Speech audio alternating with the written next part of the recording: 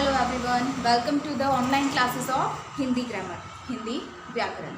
बहुत बहुत स्वागत है आपका आपकी अपनी क्लास हिंदी व्याकरण में। हिंदी व्याकरण में जिसे आप इंग्लिश में ग्रामर भी कहते हैं, ठीक है, वही चीज़ें आप हिंदी ग्रामर में पढ़ते हैं, वही चीज़ें आप इंग्लिश ग्रामर में पढ़ते हैं, ठीक है, बस लैंग्वेज डिफरेंट होती है।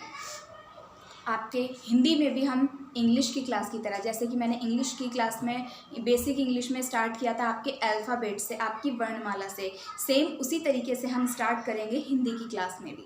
हिंदी में भी हम आपके बेसिक हिंदी से, आपकी बिल्कुल आधार से लेकर शुरू करेंगे वर्णमाला से। इंग्लिश में भी हमने अल्फ़ाबेट से स्टार्ट किया था, वर्णमाला से ही, और हिंदी में भी हम सेम वर्णमाला से ही स्टार्ट करेंगे। मैंने आपको इंग्लिश में भी ये चीज़ बताई थी, किसी भी भाषा की जो सबसे छोटी यूनिट होती है, सबसे छोटी इकाई होती है, वो वर्ण होती है, अक्षर होती है, लेटर होती है। किसी भी लैंग्वेज को लिखने के लिए, बोलने के लिए, समझने के लिए, सीखने के लिए हमें जिस चीज़ की सबसे ज़्यादा ज़रूरत होती है, जो हम सबसे पहले सीखते हैं और सबसे पहले समझते हैं और पढ़ते हैं, वो होता है वर्ण या लेटर, ठीक है। वर्ण को और लेटर्स को मिलाकर जो बनती है वो होती है वर्णमाला। इंग्लिश में अल्फ़ाबेट और हिंदी में वर्णमाला।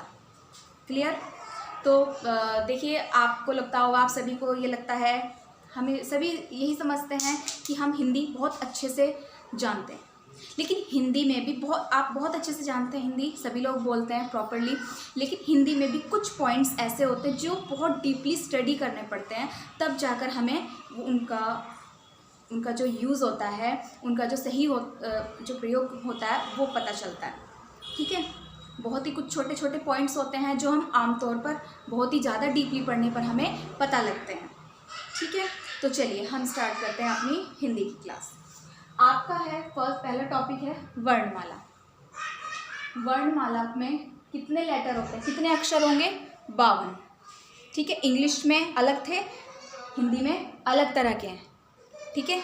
इंग्लिश में मैंने आपको 26 बताए थे, बट हम हिंदी पढ़ रहे हैं, हिंदी में होते हैं आपके 52 अक्षर। हिंदी वर्णमाला में 52 अक्षर होते हैं। वर्ण को ही अक्षर कहा जाता है। उसके बाद वर्ण और अक्षर के दो भेद होते हैं, दो पार्ट्स में डिवाइड करते हैं, ठीक है। जैसे कि इंग्लिश में किया था हमने लेटर्स को 2 पार्ट्स में डिवाइड किया था, सेम उसी तरीके से हम करेंगे वर्णों को 2 पार्ट्स में डिवाइड, जिसमें पहला है आपका स्वर और दूसरा है व्यंजन, ठीक है। वर्ण को 2 पार्ट्स में, 2 भागों में डिवाइड करेंगे, पहला स्वर और दूसरा व्यंजन, वोवल्स एंड कॉन्सोनेंट, ठीक है। अब स्वर क्या होते हैं? आप उनको मात्राएं भी कहते हैं, ठीक है। स्वर को हम मात्रा भी कहते हैं। स्वर मतलब ध्वनि, आवाज़। स्वर होते कौन कौन से? बहुत ध्यान से देखिएगा। ए, आ, ई, छोटा ऊ, बड़ा ऊ, ऋषि, ए, आई, ओ, औ। कुल मिलाकर 11 स्वर होते हैं, ठीक है। कुल मिलाकर 11 स्वर होते हैं। अभी आप सोचेंगे कि स्वर तो 13 होते हैं। अब वो 13 क्यों होते हैं वो भी मैं अभी आपको क्लियर करती हूँ। इसमें 2 अलग से लिखे जाते हैं, एक होता है अंग से अंगूर और एक होता है आहा, जिसको अंगा खाली भी कहते हैं, ठीक है। सबसे पहले आप स्वर की परिभाषा समझिए। जिनको बोलते समय जो वायु होती है मुख से सीधा बाहर निकलती है, जिनको बोलते समय अर्थात हमें किसी दूसरे वर्ण की आवश्यकता नहीं होती, जो डायरेक्ट बोले जाते हैं। ध्यान से सुनिएगा, जिन वर्णों का उच्चारण करते समय हमें किसी दूसरे वर्ण की आवश्यकता नहीं होती, वो स्वर कहलाते हैं। समझ गए? अब आप यहाँ देखिए, अंग और अह, ये अनुस्वार कहलाता है। अंग से अंगूर कहते हैं जिसको आप, अंग जो होता है वो अनुस्वार कहलाता है। उसके बाद, ठीक है, और इसको कहते हैं अयोगवाह। इन दोनों वर्णों को हम स्वर में शामिल नहीं करते। कहा तो यही जाता है कि मतलब 13 स्वर होते हैं इनको और इनको मिलाकर, लेकिन जो रियल में होते हैं वो केवल आपके 11 स्वर होते हैं। इन दोनों को हम स्वर में शामिल नहीं करते।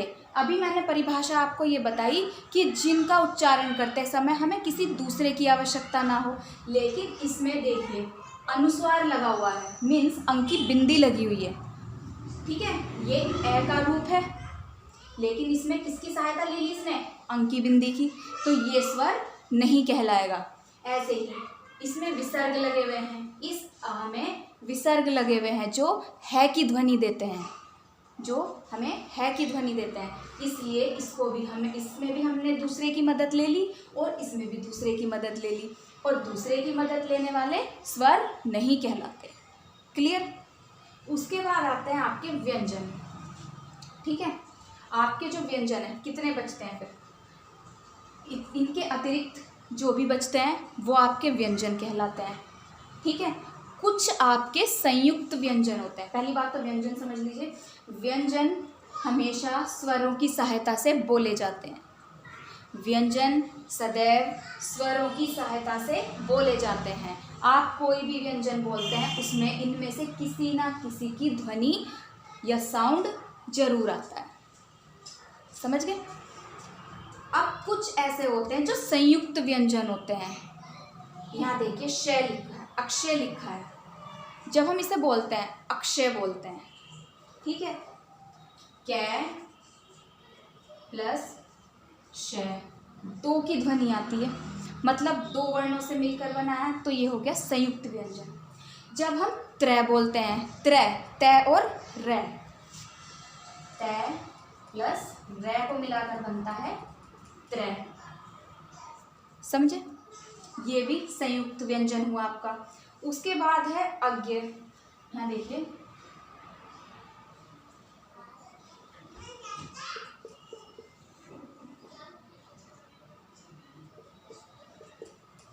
इन दोनों को मिलाकर बनेगा गज्ञानी, ठीक है। उसके बाद आता है आपका श्रेय, श प्लस रै, तब बनता है श्रेय। तो आपके जो 4 व्यंजन होते हैं वो होते हैं संयुक्त व्यंजन, और 2 होते हैं आपके अतिरिक्त व्यंजन, जिनको व्यंजनों में शामिल नहीं करते, अतिरिक्त व्यंजन कहा जाता है, ड और ढ। अब ये इन दोनों को हम स्वर में शामिल क्यों नहीं करते, और ये संयुक्त व्यंजन क्यों हैं और ये अतिरिक्त क्यों हैं, ये हम डीपली पढ़ेंगे हमारे नेक्स्ट वीडियो में। आज मैंने आपको बताया वर्णमाला के बारे में। वर्णमाला के भेद कितने होते हैं, वर्ण के कितने भेद होते हैं, स्वर और व्यंजन, और संयुक्त व्यंजन और अतिरिक्त व्यंजन कौन कौन से होते हैं, ठीक है। प्लीज़ यदि आपको वीडियो पसंद आए चैनल को लाइक, सब्सक्राइब एंड शेयर करना मत भूलिएगा। आप मेरे इंग्लिश की क्लास के साथ साथ हिंदी की क्लास भी अटेंड करते रहिएगा, आपको काफ़ी हेल्प मिलेगी। Thank you so much.